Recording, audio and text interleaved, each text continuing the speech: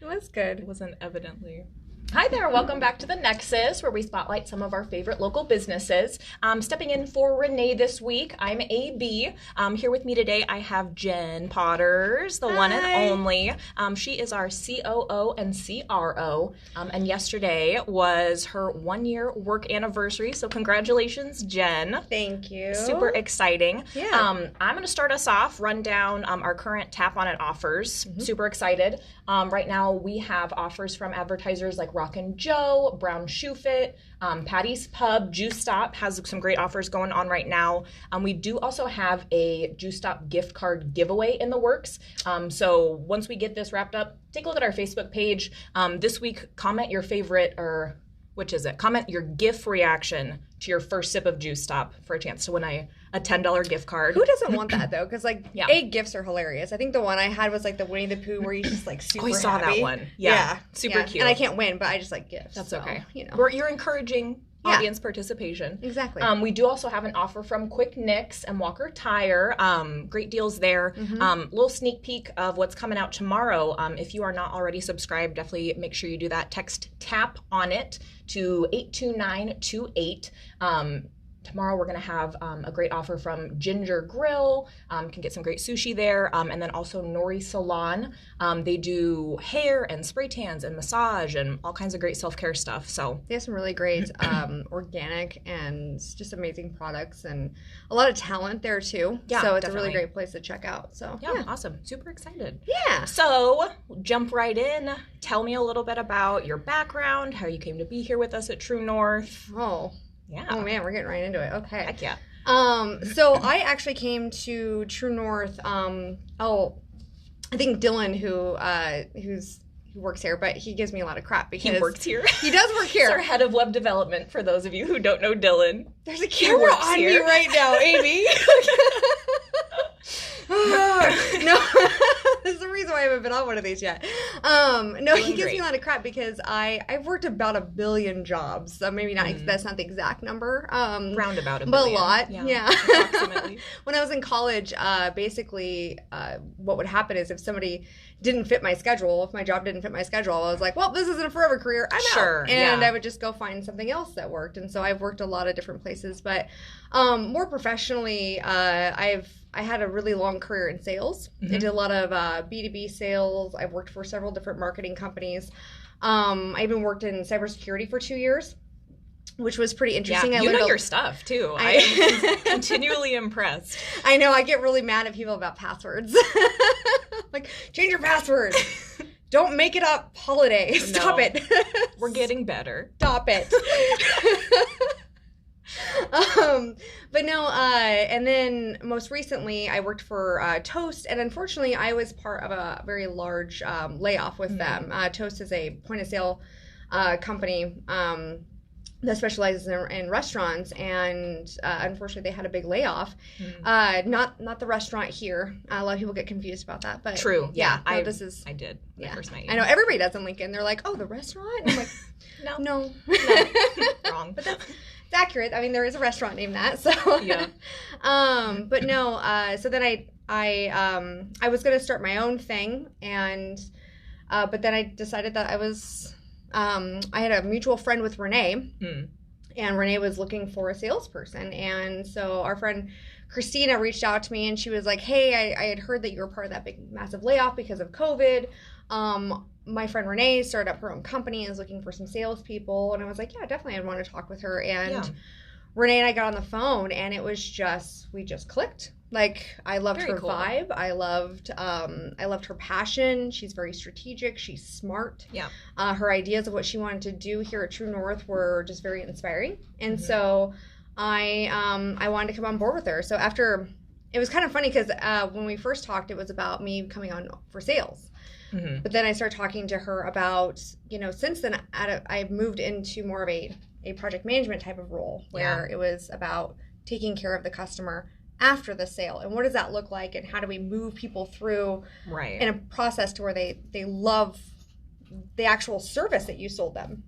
And so her and I talked a lot about that, about how having that service and having it set up right is actually makes long-term customers and makes a long-term company and everything. You can't just sell them and not have something afterwards. And she like basically went and had a couple other meetings, then came back and was like, yeah, I don't want you for sales anymore. I want you to do this project management side, and I want you to build that system for me, and I want you to do all of this. So will you be my COO? And I was like, okay. Here I go. Well, and I think that's something that sets you apart, you know, in your day-to-day role too of, you know, there are a lot of people out there who would be considered for a sales role and would have said, no, absolutely not. I don't, you know, care as much about the big picture stuff. I'm here to, you know, make my sales and bring people in the door and then wash my hands of it to some extent. So that's something I know that we all really appreciate about you as a leader and as an individual is your kind of holistic approach to the customer journey, because that's a big deal. Yeah, it really is. And I appreciate that. Thank you. I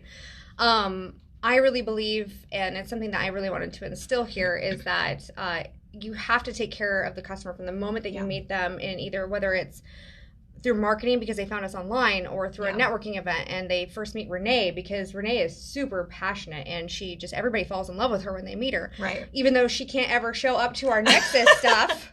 We got prior approval to give her a little bit of guff for... She was supposed to be interviewing me today, but okay. AB's doing a great job. Thank you. No, she was like, you guys better give me crap for never being there. So there you go. But no, so whether they meet her and just fall in love with her and her vision and everything, and then they meet our salespeople and they like the product, but that's not good enough. They have to be taken care of after that. And so your role here as the project manager, that I did a lot of that in the very beginning, and it's a difficult role. You have a lot of fires. You have a lot, not necessarily fires, but you have a lot of things moving around. Right. And you're talking Sometimes it's fires. Yeah.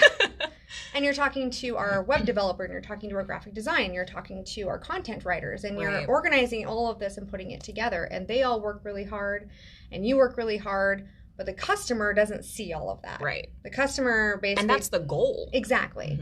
And then, but all of that has to be there too, from like even billing. Like billing. I mean, how many times have we ever done business with some place and the billing's terrible? You don't want to do business with them anymore. So, I don't know. That was just kind of my vision and everything. And yeah, definitely. So talk to me a little bit about the early days. What did it look like when you first came on, not as a salesperson, but as COO?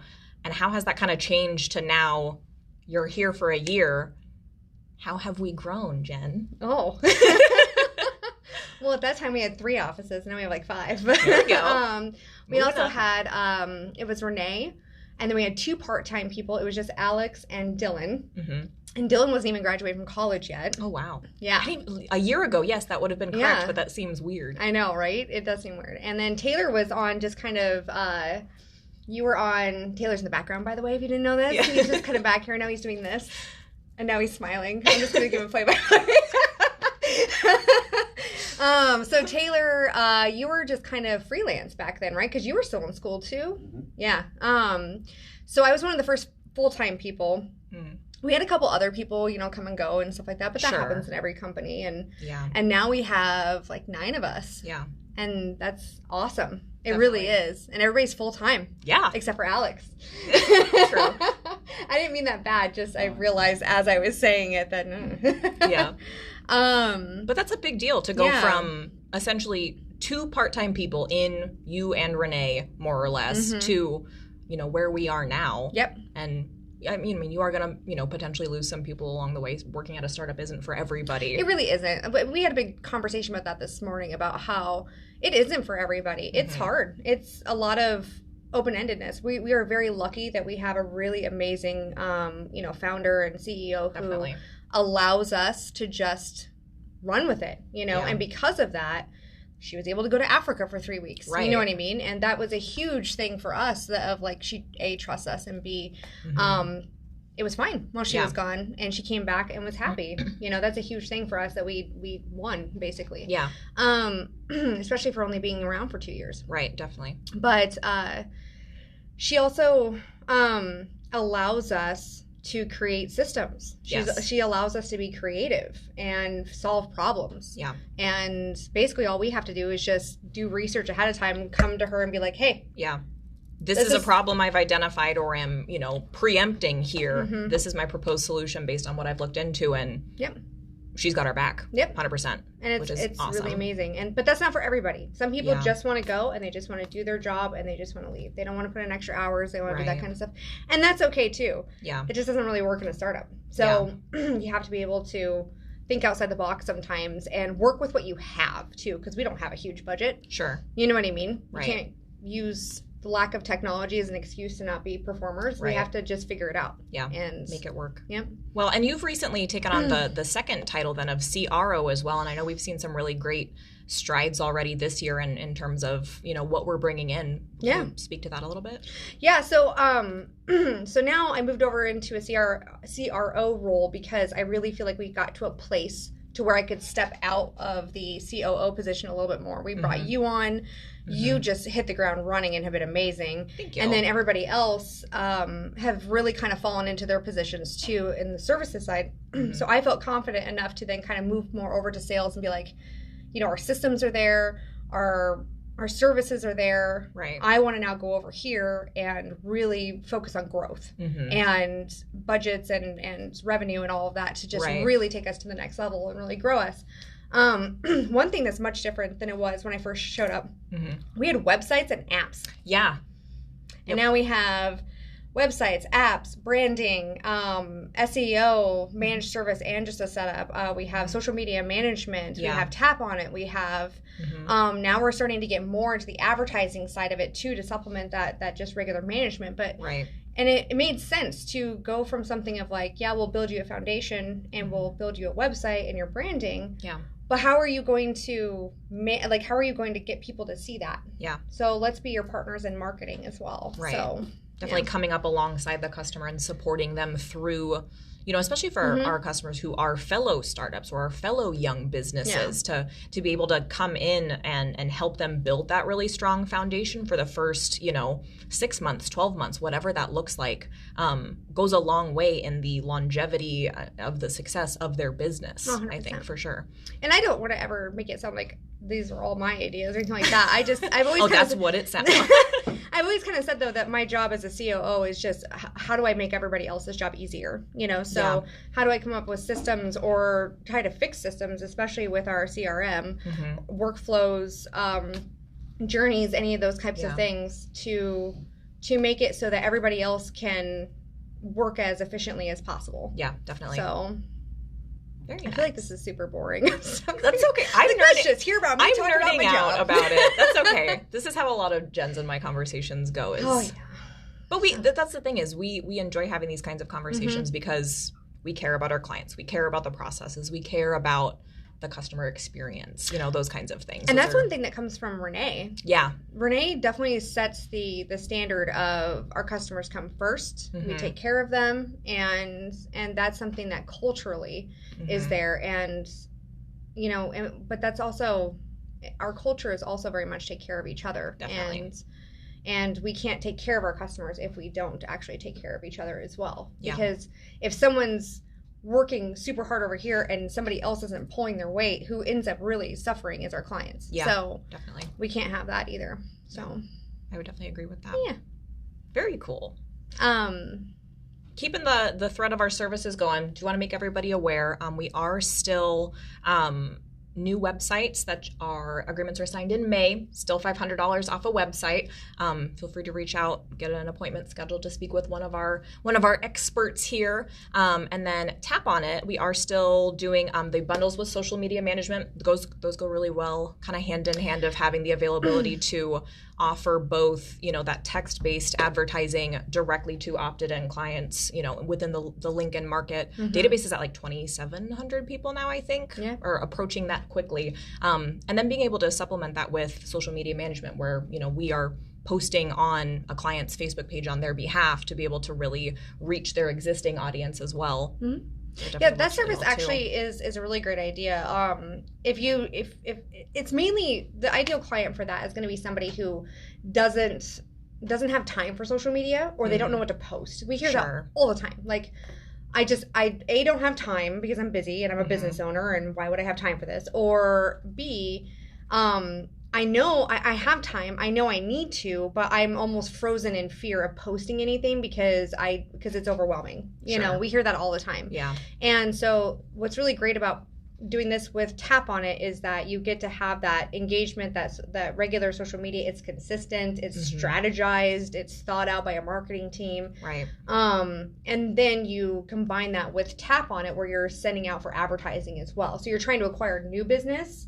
And you're also creating that consistency too. So it's a really cool package. It's not for everybody, but it is a really cool package. And so it's something new that we're doing. We're always trying to find new ways to, you know, how to get our people out there, how to get our clients out there and help them. And best meet the need that we see within their businesses 100%. For sure. Yeah. So, well, do you have any final closing remarks for our audience here? Yeah. We don't have to. If you've got more to say, I am here for it. I don't know. It felt like a natural conclusion point, so I'm trying to do my hosting duty. Never done this before. Are we singing now? I don't know. Amy and I do that. We sing sometimes. That's true. It's just spontaneous nothing songs about what is being typed. Earlier, there's this thing down here that says, like, tune in next time, because we got a big old, like, whiteboard thing going on here that Taylor helps us with staying on track. We're breaking the fourth wall. We really are. I think I would almost pick up that phone and, like, show people what's going on in the background, but they would hate me. Because Alex would be on the TV. On the TV? Yeah, This is why I attempted to wrap up. No. Well, no, and Alex just gave me like the worst look ever of like, you turn that camera around and you're gonna die. So earlier it says tune in next week, but I thought it said true in next week, and so then that reminds us of what's the movie? The Princess Bride. Yeah. For some reason, we both went directly to marriage from The Princess Bride. True marriage. Exactly. Thank you so much for joining me today, Jen. Made my first hosting experience just delightful. Yeah. Congratulations again on your work-iversary. We're super stoked to have you here and hanging out with us day to day. I made it. Yay. She made it. Now I'm all grown up. She did it. Now you're all grown up. That's another nonsense song that happens around here. Yeah. So. But thank you for joining us here on the Nexus, our wonderful viewers. Tune in next week. Renee should be back next week, I believe. Yeah. Maybe. And if not, we can continue to give her grief about it. So, yeah. Awesome. Have a great rest of your week, everybody. Bye.